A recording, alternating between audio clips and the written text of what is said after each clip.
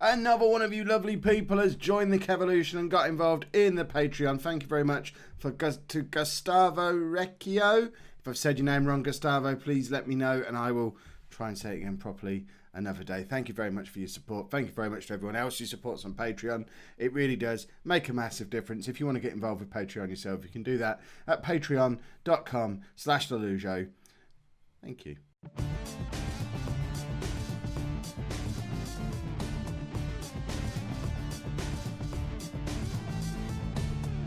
Hello and welcome to Season 18, Episode 3 of Non-League to Legend. I'm Kev, and coming up on today's episode, we're at home against Sunderland and then away against Chelsea in the Premier League. Since you were last with me, ignore all that red. That red's not a problem. One of them was in the EFL Cup, which we don't care about. Yes, it was against Arsenal, which apparently we're supposed to care a little bit about. Not so much. It was the EFL Cup. I don't care. We did lose 2 games on the bounce in the Premier League, which was more of a worry against Norwich and Liverpool. But we did make a massive comeback against QPR and discovered a new hero, Kenneth Nolet. Who knows? He's got 8 goals from 8 starts in the Premier League. 8 goals from 2 starts. It's 8 goals from 8 games. That's quite a good goal return. He's averaging a 7.51 and he scored 4 goals against QPR. Which, I mean, that's all right, isn't it? So hopefully he can keep that run of form going into today's game. This is where we sit after 10 games, which if we end the season in this position, everyone involved is going to be rather pleased with themselves. So after 10 games, we're in 6th place. We're 3 points outside of the Champions League spots. Yes, we're 8 points away from leaders Man City, but we're not supposed to be challenging for the title this year. The important thing is to get into some kind of European competition for next season. And if things continue as they are, that's exactly what should happen. This is the team that we're going to be playing for the first of today's 2 games at home against Sunderland, and hopefully we'll pick up another significant win. Who wants my new discovery? Oh, they're not having him. So our team for today: Diaz in goal, Ndai, Plotnikov, Caetano and Brune are our back 4. Sedman, Wagner and Sayat are our midfield, with Brian behind Vendrig and Nole. We've got a couple of injuries. Sandy Patterson has had a broken foot, which I don't really get this. I can't show you anymore. I should have taken a screenshot at the time. But we sent him to a specialist because I assume that's the right thing he's supposed to do. But sending him to the specialist for his broken foot takes 3 to 4 months to heal. Just leaving him with a physio takes 3 months. Sending him to the club doctor 4 months. Are you telling me that the physio has a better chance of healing his foot than the doctor or the specialist? I assumed there'd be some kind of unwritten thing in the background where, well, the physio will get him playing again quicker, but the specialist or the doctor will actually fix it so it doesn't recur, which is why I've sent him to the specialist anyway. It's only the case of a couple of weeks extra. But I thought that one was a bit of an odd one. Ijo's picked up an injury as well. He'll be back soon. And we've basically replaced him with Nole anyway, so we don't even need him anymore. £53 million well spent. Let's submit this team. Sunderland have been, since we've been up and around the Premier League, Sunderland have generally been a scrappy bottom half of the table team. There you go, as demonstrated by the odds for today's game. We should be winning comfortably, but these are the games we tend to slip up on. We do well in the big games, not so well in the so-called easy games. Although that seems to be reversing a little bit in this season, really, because we lost to Norwich and Liverpool, who are big teams around us, but then we beat QPR, who are a team we should have beaten. So perhaps we do things properly at Spurs. One thing that did upset me about the Norwich game: Rashid Arab, our striker and captain from last season, who we sold to Norwich in the summer because he forced a move through to an equivalent team. He scored a hat-trick against us in that game. That's why we lost. We were 1-0 up until he decided that he'd get some revenge on us. And he has something like 8 or 9 goals for Norwich already this season. I would have loved to have kept him. He forced through the move. I don't really understand why, but he was 29 anyway. I think we'll end up better long term, but it was very upsetting to see a former player do that to my team. It doesn't happen very often. Normally when players move on, it's because I've ruined them and they drop down a level, or they've moved up to a higher division. We don't usually sell a player to a club who are in competition with us and then have that player come back and destroy us. It's been quite a rare occurrence over the last couple of seasons of playing Football Manager. I didn't care for it. That's been a really uneventful first half. We have managed to create a clear-cut chance but didn't convert it. We've had a lot more of the possession, but it is a fairly even game. We're having more possession but not really doing anything with it.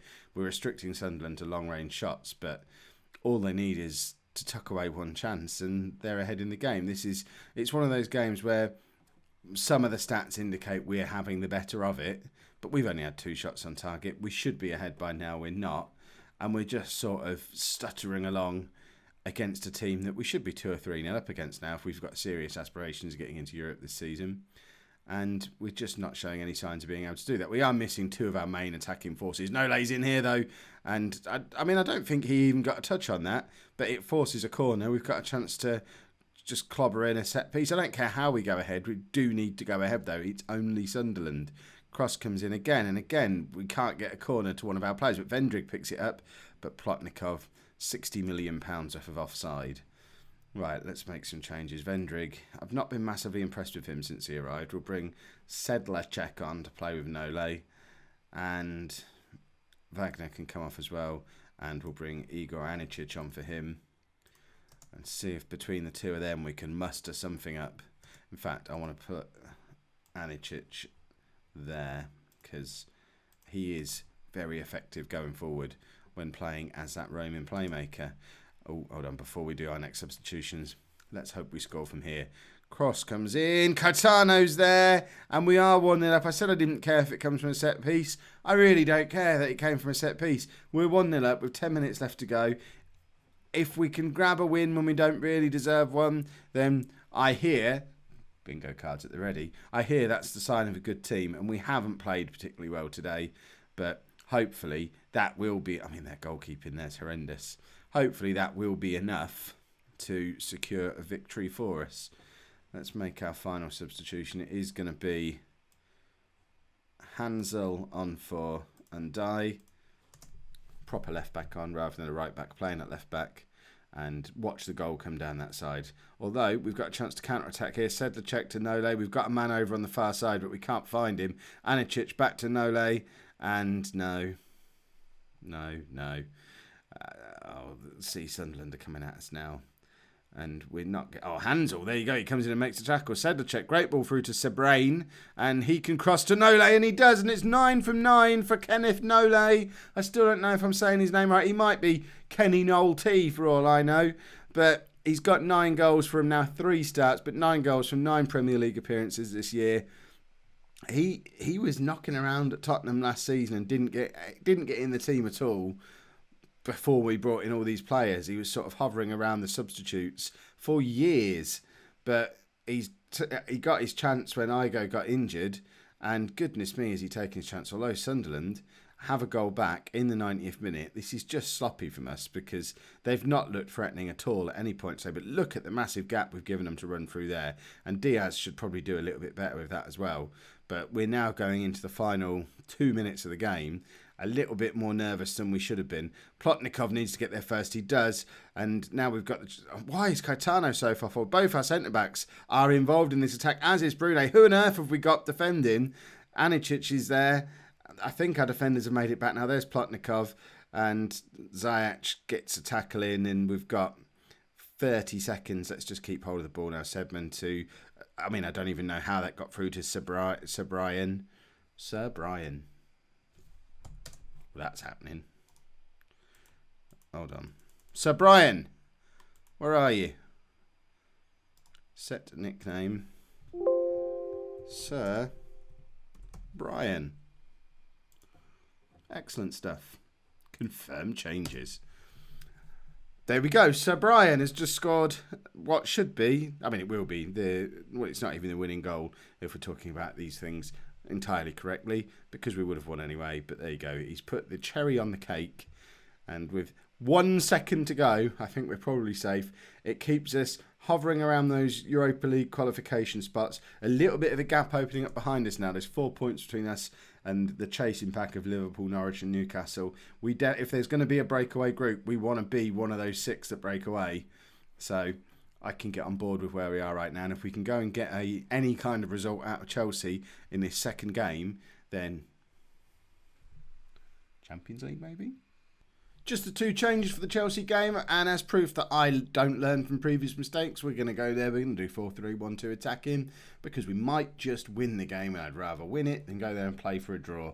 I'd rather lose it than go there and play for a draw. So Hansel's going to come in at left back, allowing us to have a proper left back on the pitch. And is around somewhere.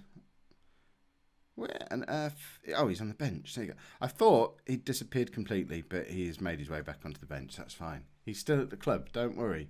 And Ijo comes back in up front at the expense of Vendrig, who has been the most disappointing of the 3 forwards who are getting game time at the moment. So he drops down to the bench. Nole and Ijo lead the line with Sir Brian in behind. So let's get into the game. Chelsea are favourites. Is there anyone we recognise in the Chelsea team? Of course there's no one we recognise in the Chelsea team.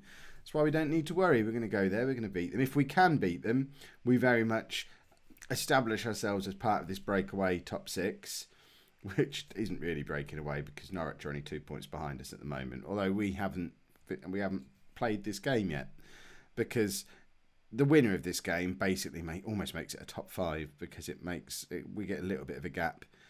We're level on points for Chelsea at the moment, and a win for either of us puts us up there level with Stoke. Defeat pushes us down back into the chasing pack with Norwich and Liverpool and Newcastle and all them, which, to be fair, is where we should be. We should be battling it out for the last Europa League spot, not getting ahead of ourselves with thoughts of Champions League. But it's really hard not to get ahead of myself and have those thoughts. Diaz probably should have done a little bit better again. I'm still not very comfortable with the goalkeeping situation. As you can see, that top 5 is starting to take shape now. And it's been the same top 5 for the last 15, well, no, maybe the last 10 seasons since Stoke elbowed their way into the Big 5. Ijo's in, though, and it's an almost immediate reply. It's Ijo's 10th goal of the season.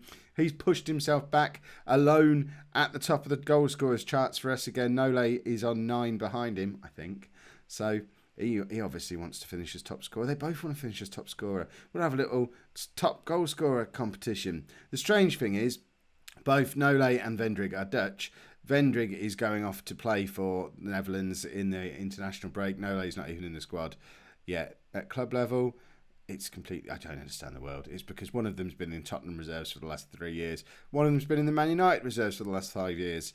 And obviously, Man United reserves more impressive than our reserves. And form this season is obviously irrelevant. Wagner intercepts, but that's a poor clearance, and Chelsea are in behind, but Caetano does well to clear, but it doesn't get cleared far enough. And we had 2 opportunities to just lump that ball up the pitch there and elected not to take either of them. And it just invited Chelsea to keep on attacking at us, and that's a clever little through ball to stick a player in behind. And yeah, I mean, it's a simple goal, but it was all self-inflicted. And look at those stats. We've had 2 clear-cut chances. They've had none. We're being mugged, everybody, but it's a mugging. It's a self-inflicted mugging. We're basically hitting ourselves in the face with a sock full of pennies at the moment. And we need to not do that. Wagner with another good interception. Nole with a chance to break. There's 5 minutes left before half-time. Ijo gets another equaliser. It's his 11th goal of the season. The new combination up front is combining well. Nole did really well to get the cross. I mean, it's a difficult ball to play, but we've got a little cube building up there. Ijo and Sir Brian both ready to tuck it away, but it's Ijo who does it. £53 million buys you finishes like that, and it's 2-2 going into half-time. And if we can just stop shooting ourselves in the foot, we have Chelsea on the ropes here. But every time, he says, we've equalised twice. We've not actually gone ahead. But their goals are self-inflicted. They've gone to a diamond now to try and counter our narrow midfield. I'd like to think that's why they've changed. But what it could do is start to nullify Sir Brian a little bit, which is a bit of a problem. Although we do now have the potential to dominate midfield a little bit, because it's one of those rare occasions where we've got the numbers and Nole's in. It's 3-2. It's his 10th goal of the season now. And that is, I mean, Chelsea are playing us at our own game now, because they had the opportunity to clear. They didn't. It's a terrible back pass that was never going to make it all the way back to their keeper. Nole nips in. I feel like he's already scored a goal like that this season. He's a little pest who chases the ball down a lot. In fact, it might have been Vendrig who did that against Manchester United. But as it stands right now, we leapfrog both Chelsea and Stoke, and we'll go into this international break in 4th place in the final Champions League spot, which I'm comfortable with that. I'd quite like that to be the case. Brune needs to come off. And Dye can come on. It's handy having a ambidextrous fullback on the bench. Is it called ambidextrous when it's your foot we're talking about? He can play fullback on either side. There you go. Let's talk proper. No, Caetano, what are you doing? We've given them another goal. Sorin has got a hat-trick for Chelsea today, and it's a hat-trick of goals that never should have been. At both ends of the pitch, it's just a catalogue of ridiculous defending. And it's 3-3 because of poor defences, not because of exceptional attacks. And that's shown by the average ratings of the two teams. We're both hovering around a 7 because neither of us are playing particularly well. But we keep doing stupid stuff like that. And I think we'll just take Caetano off. Just make a point to him. Look, you're not doing that. That was stupid. Go and sit in the corner and think about what you've done. We'll give the captain's armband to Ericsson as he comes on. We had Alfie Welsh on the bench. He could have also come on at centre-back if need be. But, we've had 3 clear-cut chances. They've had 1. We should have beaten Chelsea today. As it is, they're going to come and score now. Ericsson intercepts. We've got a last-ditch chance to grab a winner here, but it's not going to happen. And, in fact, Chelsea are now breaking on us again. It's been so end-to-end. If they score here, that's disgusting. Diaz finally decides it's high time he made a save. That was Chelsea's second clear-cut chance of the game. Oh, we're not going to go up the other end and score, though. There's not time, surely. We were supposed to have 2 minutes of injury time. We've had over 4 now, but we've got a corner. Are we going to have time to take it? I don't know why there is so much injury time being played. Corner comes in. We've got another corner. We've had nearly 5 minutes of injury time now when there should have been 2. Ijo! Oh! I mean, if we'd have scored there, Chelsea could have rightly felt very hard done by. On reflection, a draw is the right result, but we've shown there we've got the beating of bigger teams if we can just sort out the silliness at the back. Sort it out we will. Perhaps we need to spend another £60 million on another centre-back. If you've enjoyed today's episode, please make sure you pop a like on there for me. Subscribe to the channel if you'd like to see more. And thank you very much for watching.